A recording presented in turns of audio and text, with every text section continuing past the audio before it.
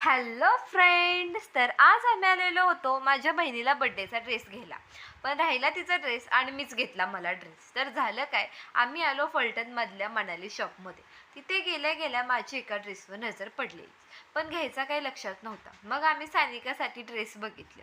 तिच्यासाठी हॅवी आम्ही सिंपल, म्हणजे जेणेकरून त्याचा रोज वापर होईल असा ड्रेस बघणार होतो. मग आम्ही तिच्यासाठी सिगार 3 पीसेस असे ड्रेस बघितले, कारण तिच्याकडे याच्या आधी असे ड्रेस नव्हतेच. तिच्याकडे नेहमी लेहंगाज अँड फ्रॉकच खूप होत्या. मग खूप सारे ड्रेस आम्ही बघितले. तिने काही लावून बघितले आणि काही ट्राय पण केले. तर 2 ड्रेस आवडलेले, ते ट्राय केले, पण तिने तो घातला उलटा. पण त्याच्या एवढी डिझाईन नव्हती म्हणून आम्ही तो राहून दिला आणि शेवटी तो मला रेड ड्रेस आवडलेला, तो आम्ही खूप छान दिसत होता म्हणून तो घेतला. मग आम्ही गेलो फलटणमधल्या मुक्ताई शॉपमध्ये. नेहमी आम्हाला तिथेच तिच्या मापाचे कपडे मिळतात, कारण आधीच ती बारकी.